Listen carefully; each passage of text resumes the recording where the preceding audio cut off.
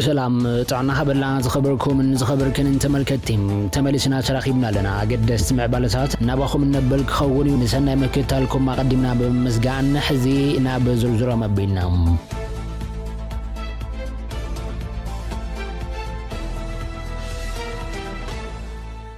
السلام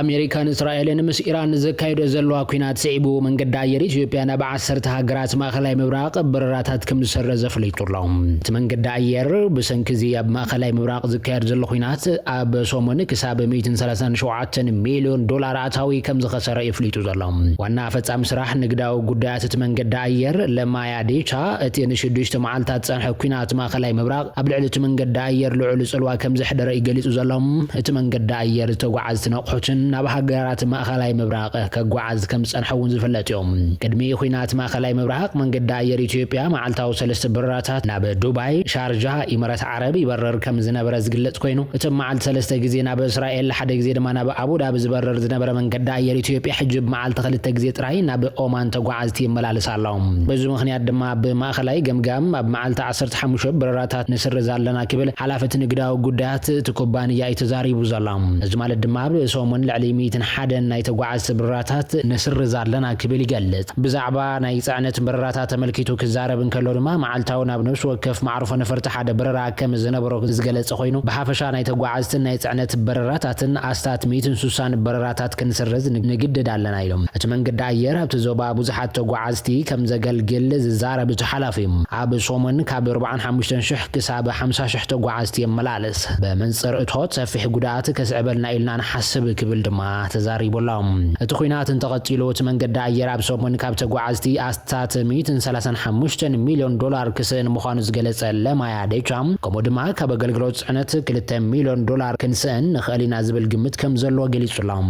በማኸላይ ገምጋም ደማ ካብዝ መስመር 130 ከሳብ 137 ሚሊዮን ዶላር ኪሳራ ከም ዘሎ እዩ ገሊጹ ዘላም እንተኾነ ይብል አይተለማም ዝማለት መንገዳ የር ኢትዮጵያ ክንዶ ዛአከል ከኸስሪ ማለት ከም ዘይኮነ ዝሐበረ ኮይኑ እዚ ክገልጽም ከሎ ግን ኣብዝ መስመር ዝንቀሳቀሳ ዝነበራ ነፈርትን ግዝዩን ኣብ ካልኦት መስመራት ዳግማይ ይምደባ ከም ዘሎ አይጠቅሹ ዘላም መብዛሕቱ ካብዝ መስመር ዝኸስሮ ካብ ካልእ መስመራት ከካሐሶ ይፍትን ከም ዘሎ ድማ ይገሊጹም ኢንዱስትሪ መጓዓዝያ በኹናት ማኸላይ مبراق ازيو كم استحاسي زغلت بعل سلطان بتوسخ دما حغرات ماخلاي مبراق عبيت فريت نداد بمخانن اب واغا نداد لعل صلوا كم زلو يملاخيتو زلام واغا ندادن توسيخو زخونه منقد داير لعل وصا كحاتو مخانن زدمانه اندستري كصلو غدن يزبلت حلافيم تصقما بقربا وان كفتح تسفا كم زلو مزغلت خوينو ازي كساب زخون جن بسنك معصاوت مسمر زغاطم موصاتات مكحاسي سرح كم زلو يغليصو زلام امريكان اسرائيلن مس ايران زكايدو زلو اكينات اب ماخلاي مبراق زكايد زلو ጉዕዞ አየር በመዝራጉ በአማይ ተሰሐዝ ቁጥሩ 7 አጓጉለም አለው በዝቆጽሉ ማዓልታት አብዘና ሀገራት ማኸላይ መብራቅ ዘሎ ኹነታት ቀየር መኻኑ ርግጽኛታት ኮይን ካብ ዝራብ ይካል እንደማይብሉ ተንተንቲም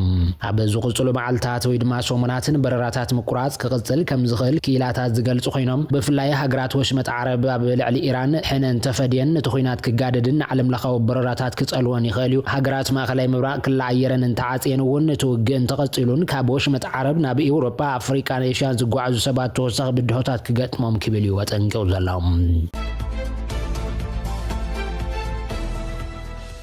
حبريتنا قصلالهم اب تግራይ حرستو ጣቢያ ክብርቶ ወረዳ ዛና ዓሚጾም ተባሂሎም ሕግ ዝኽበር መምሕዳር መንግስትን ስለዝሳና ባዓርሰናን ዝሕገወን ዓደንቲ በብረት ዝተሓገዘ ዓርሰ ምክልኻል ንምግባር ንምፍላምን ከም ዝወሰኑ ሓረስቶት ወረዳ ዛና ጣቢያ ክብርቶ የሞሲኖም ዘሎም ከም ሓበሬታቶም ፍልፍላት ብኬሚካልን ፍኖው ዝሕጋው ዕድናን ሰብናን መሬትና ናብ ሓደጋሎ ሰማዕ ስለዝሳና ድማ ሕጊ ከባቢ በመውፃእ ናብቲ ከባቢ ንዝመጽ ዝሕጋው ዕድና በብረት ዝተሓገዘ ሕጊ ምኽባር ክንገብርና ክብሎ ገሊጾም ኣሎም نمن كمن نترع سماع سينا قدم حدا مبصح دما منغست حزون نتي يفطر زلو صقم نمعقات كسرح يوم سوي عم زلوم اذا خمزيلن كلو شومنياتات وررت حيلتا تمحرا زخونو دمك زودن يشت جملون نتب بيت مخرف فيدريشن استمحالف وسان الريفرندم نبغوار زدقف اب كتما دانشان كالوت كتماتات زوبا معرب تግራይን ሰልፍ ከም ዝሳለጡ ተحبيرሎም 5 ዓመት ካብ መረበቱ አመዛቢሉ ብልፍንት ተሓዚሉ ገቢቱ ዝሓዘ በአምሐራ ዝመወል ዘሎ ወራሪ ነቲ በቤት መخرف فيدريشن استمحالف وسان بمدጋፊ ሰልፍ መሳለጡ ዒሉ ዘላ በዶኹም መሪሕነት ትግራይ በትን ሕልሙን ዝተመንጠለ ስደተኛን ተመዛባልን ድማ ሎም ጽባሕ ሰማይ ደግፎ ንኽመለስ ይጽበየለብ ዘሎ እዋንዩ እዚ ናይ ድጋፍ ሰልፊ ዝሳለጥ ዘሎ ትግራይ ኣብ ውዕል ፕሪቶሪያ ዓወት እኳ እንተመዝገበት ደማዊ ኩናት ክግታ ብውሕዱ ተኽስዶ ምባሉ ምስ ተደራዳሪ ብማዕረ ብጽሒት ኣብ ቅድሚ ዓለም ንትግራይ ዕውትነት ኣረጋጊጻ ድሕሪ ትውዕል ግን በሽርሕ መንግስቲ ፌደራል ተቐዲማ ልተ ውድቁን ፍሽሉን ጊዜያዊ ምምሕዳር በመጭግባር ኣብ መንቀራቅር ኣትያ 3 ዓመት ወርቃዊ ዕድለ በኺና ዝነበረ ሓይሊ ሚዛን ተመንዚዓን ናብ ለመናን ምሕጽንታን ወዲቃውን ሰማዕ ከም ዘይረኸበት እዮም ብዙሓት ተዓዘብቲ ዝገልጹ ዘለው ክልተ ጌጋታት ድማ ንትግራይ ናብ ደልሓመት ይወስድዋ ኣለው ዝብሉ ተዓዘብቲ ተፈላማይ በትውዕል መሰረት ጊዜያዊ ምምሕዳር ክምስረት እንከሎ መንግስቲ ፌደራል ብጽሒት ኣይደሊን ኩሉ ባዕልኹም መሓደሩ ክብል እንከሎ ኣይፋል ብሓደ ንትግራይ ኣመሓደር ብጽሒት ምሕደራኻ ውሰድ ክበሃል ነይርዎ በስልጣን ሰስዕን በወንበርን ዝዓወረ መሪሕነት ትግራይ ድማ ዒንቱ ነቲ ተጻብኦ ኣብ መንጎ ሕወሓትን ፌደራልን ክኸውን ዝገበረተ ስልጣን ስለ ዝብሓቶ ንንርእሱ ክናቆርን ክበታተን ዕድል ፈጢሩ ትኻልእ ድማ መደራደርቲ ትውዕል ይከታተሎ ብዝነበረሉ ዶክተር ደብረጽዮን ሽማግለ ኣየድልየናን ምስ ፌደራል ባዕልና ክንረዳዳ ኢና ኣሸማገልቲ ኣየድልዩናን በመባል እግሮም ክስሕቡን ንፌደራል ድማ ጽቡቕ ምጻወት ካርታ ብምቕባል ካሊእ ዕድል ከም ዝባኸነ እዩ ዝኽሰስ ድሕሪ ዝባኸነ ዕድል ድማ ልመና ምሕጽንታን ከፈር ደብዳቤን ናብ ኣሸማገልትን ኣደራደርትን እንተቐረበውን ሰረቱ ስለ ዝሰሓተ ፍራ ኣልቦ ኮይኑ እንሆ ትግራይ እውን ትጋዓራላ መንግስቲ ፌደራል ኢድኩም ሃቢሉ ዝጀመረ ውዕል ነቲ ናይ መራሕቲ ትግራይ ድኽመት ተበሊጹ ነቲ ብደምን መስዋዕትን ጀጋኑ ደቂ ትግራይ ዝተፈረመ ውዕል ፕሪቶሪያ ድማ ብብልጫ መንዚዑ ከም ዝሰዓረን ሕዚ እውን እቲ ኩዕሶ ሰላምን ተጻብኦን ኣብ ኢዱ ከም ዘሎ ልቡ ሰንዲሑ ክዛረብ ዕድል ከም ዝፈጠረሉ እውን ይዝግለጽ ሕዚ እውን ካብ መንቀራቅሮ ንወጸሉ ሳልሳይ ዕድል ኣሎ ዝብሉ እቶም ተዓዘብቲ ሕወሓት ኮነ ጊዜያዊ ምምሕዳርን ነዞም ክልተ ግዜ ዝተፈጠሩ ጊዜያዊ ምምሕዳራት ኣብ ግምት ምእታው መንግስቲ ፌደራልን ሕወሓትን በብጽሒቶም ዝመርሕዎ ናይ ሓባር ጊዜያዊ ምምሕዳር ክምስረት እዚ ነቲ ዘደራድር ዘሎ በዓል ዋና ዝገበር ሕቶታት ትግራይ ክምለሱ ዕድል ዝፈጥር ዝባኸነ ግን ድማ ሕዚ እውን ከም ምክሓስ ክትግበር ዝግብኦ ወድዓዊ ሓቂ እቲ ካልእ መማረፂ ድማ ካብ ናይ ውልቀን ጉጅለን ድሌትን ብምውፃእ ኩሎም ውድባትን ሲቪክ ማሕበራትን ዝሳተፍሉ ሓቋፋይ ምምሕዳር ምምስራት ቀንዲ ዛዕባ ክኸውን እዩ ምሕጽንታታት ዝቐርብ ዘሎ ኣብ ቀርና ኣፍሪቃ 26 ሚልዮን ሰባት ቅልውላው ድርቂ ኣጋጢሞም ከም ዘሎ ተገሊጹሎም ክልተ ሚኒስትራት ሶማልያ ድማ ብሰንኪ ዝተመሓየሸ መስርሕ ቅዋም ካብ ስልጣኖም ለቒቖም ኣሎም ኣብ መላእ ሶማልያ ኬንያን ኢትዮጵያን ዝሓለፈ ወቕቲ ዝናብ ምፍሻሉ ስዒቦም ሚልዮናት ሰባት ህፁፅ ኩነታት ምግብን ማይን ከም ዘድልዮም ደረቕ ዒላታት ምውሳኽ ዋጋ ማይ ክሳራን ካልኦት ኣእኻልን ሞት ጥሪታትን ንማሕበረሰባት ናብ ኣፍ ደገ ጥሜት ይወስዶም ከም ዘሎ ኦክስፋም ጠንቂቖሎም ኣብ 3 ሃገራት ኩነታት ድርቂ እናገደደ ብምምጽኡ ኣስታት 26 ሚልዮን ሰባት ከቢድ ጥሜት ከም ዘጋጠሞም ሕጽረት ማይ እናወሰኸ ይኸይድ በምህላውን 58 ሚልዮን ሰባት እውን ብሕጽረት ጽሩይ ማይ ይሳቀዩ ከም ዘለው ገሊጾም ሩባታትን ዓሚቕ ዒላታትን እናነቐጾ ዝኸድሉ ዘሎ እዋን ስድራቤታት መብዛሕትኡ ግዜ ደቂ ኣንስትዮን ኣዋልድን ንሓንቲ 20 ሊትሮ ትኸውን ጀሪካን ክሳብ 15 ኪሎ ሜትር ክጓዓዛ ይግደዳን ዋጋታት ድማ እናወሰኸ ዝኸይድ ዘሎ ንመጓዓዝያ ማይ ጽዕነት ንብዙሓት ስድራቤታት ብድሆ ይኾኖም ከም ዘሎ የጠንቂቑ ዘሎ ኣብ ገለ ክፋል ሶማልያ ሰራሕተኛታትን መሻርክትን ኦክስፋም ዋጋ ማይ ብልዕሊ 200 ሚእታዊት ከም ዝወሰኸ እዮም ሕጂ ስድራቤታት ንሓንቲ ጀሪካን ካብ 1 ክሳብ 1.5 ዶላር ይኸፍላ ኣለዋ እዚ ድማ ቅድሚ ዓመት ባዶ 6 ዶላር ይኸፍላ ነይረን ድማ ኢሎም ኣብ ሶማልያ ሓዱሽ መጠንቀቕታ ዝተዋደደ ምድባ ውሕስነት ምግቢ ከም ዘመልክቶ ድማ ካብ መጀመርታ 2025 ናትሒዙ ቁጥሪ ናይቶም ጥሜት ዘጋጥሞም ሰባት ዳርጋ ብዕጥፊ ከም ዝወሰኸን ኣብ 6.5 ሚልዮን ሰባት ከም ዝዓበየን ይረጋግጹ ዘሎም ኣብቲ ሃገር ካብ 3 ሰባት ሓደ ኣብ መንጎ ለካቲትን መጋቢትን 2026 ኣብ ደረጃ ቅልውላው ጥሜት ክህሉ ትጽቢት ይግበር ድማ ይበል ኣብ ደረቕን ፍርቅ ደረቕን ከባብታት ኬንያን ማሕበረሰባት ቀውዒ ከም ዝነክየ ክሕበሩ እንከለው ኣብ ኢትዮጵያ ድማ ገለ ከባብታት ብሰንኪ ናይ ዝሓለፉ ክልተ ወቕትታት ዝናብ ክሳራ ዝራእቲ ከም ዘጋጠሞም ስድራቤታት ባዶ ኢዶም ከም ዝተረፉን እውን ይዝሕበር ዘሎ ኣብ ሶማልያ ጥራይ ኣብ 2025 ብገምጋም 1.4 ሚልዮን ጥሪት ክሞታ እንከለዋ ካልኦት 2.5 ሚልዮን ድማ ብሓደጋ ኣለዎም ክልተ ሚኒስትራት ሶማልያ ድማ ብሰንኪ ዝተመሓየሸ መስርሕ ቅዋም ካብ ስልጣኖም ለቒቖም ተባሂሎም ክልተ ሚኒስትራት ፌደራል ሶማልያ ካብ ፑንትላንድ በ4 መጋቢት ብዘጽደቕዎ መሰረት ብምቅዋም ካብ ስልጣኖም ከም ዝለቐቁን እዚ ድማ ብመንጎ መቃድሾን መራሕቲ ዞባን ዝነበረ ፖለቲካዊ ወጥሪ ሰማይ ከም ዘዕረጎን ሂራን ኦንላይን ጸብጺባ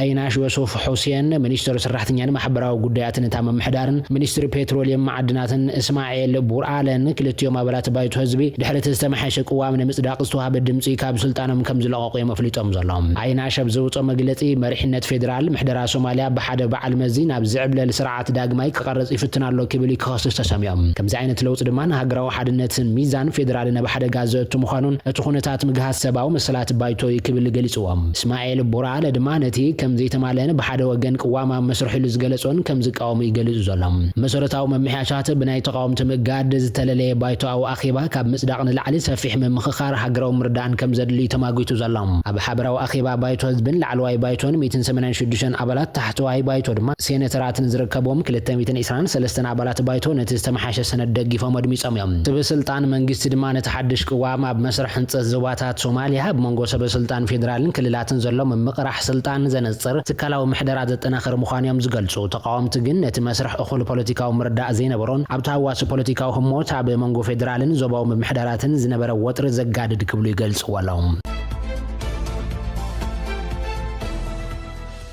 ሰብ መዚ ኤርትራ ኣብ መንጎ ኢትዮጵያን ኤርትራን ወታደሮ ምትፍናን ሰማይ ዓሪግሎም ዘለዋን ልብ ህዝቢ ኤርትራን ማሕበረሰብ ዓለምን ክሰልብ ብዓሰርታት ዝቁፀሩ ብሰንኪ መንነቶም ኣብ ቀይዳ እትዮም ዝጸንሑ ሰዓብቲ ወንጌላውያን ቤተ ክርስቲያናት ከም ዝፈትሑ ፍልፍላት ሓቢሮም ኣለዎም እቶም ኣብ ዝሓለፈ ሒደት መዓልታት ዝተፈትሑ ልዕሊ 4 ዜጋታት ኣብቲ ኣብ ከባቢ ሰመራ ዝርከብ ወታደሮ ቤት ማእሰርቲ ማይ ስርዋ ተታሒዞም ጸንሖም ኣብ ዝቐረባ እዋን ብኣማይ ዝቁፀሩ ብተመሳሳሊ ኣገባብ ተኣሲሮም ዝነበሩ ኣባላት ናይተን ዝተኣገዳ ኣብ ቤተ ክርስቲያን መፍትሖም ዝከር ኮይኑ ኣብ ፈለማ ናይ ዝዓመት ኣብ ዞባ ጋሽ ባርካ ብዝርከቡ ኣብያተ ማእሰርቲ ዝነበሩ 13 ኣመንቲ ተለቂቆም ነይሮም ኣብ ወርሃት ሕዳርን ታሕሳስን 2025 ብዘይ ክስን ሕጋዊ መስርሕ ፍርድን ዓመታት ተኣሲሮም ዝነበሩ ኣስታት 100 ሰዓብቲ ዝተፈላለዩ ሃይማኖት ተመሳሳሊ ኣገባብ ወፅኦም እዮም ብዘይ ካዚ ንኣስታት 18 ዓመታት ኣብ ማይ ስርዋ ተኣሲሮም ዝነበሩ ነጋዶ ኣባላት ሓይልታት ጸጥታን ከምኡውን ካልኦት ሞያውያን ዝርከቦም ሓያሎ ሰባት ተፈቲሖም መንባሮም ኣይረሳዕን ካብቶም ኣብ ዝሓለፈ ቀዳመ ሰንበት ተፈቲሖም ናብ ስድራ ቤቶም ዝተፋነው ግዳያት ማእሰርቲ ደቂ ኣንስትዮን መጻምድትን ዝርከቦም እዮም ኣብቲ ሃገር ፖለቲከኛታት ጋዜጠኛታትን መምህራንን መራሕቲ ሃይማኖት ዝርከቦም ኣስታት 10,000 እስራት ከም ዘለውን ኩሎም ብህጹጽ ክፍትሑን ሕብራት ሃገራት ኣብ ዝሓለፈ ዓመት ጸዊዕ ነይሮም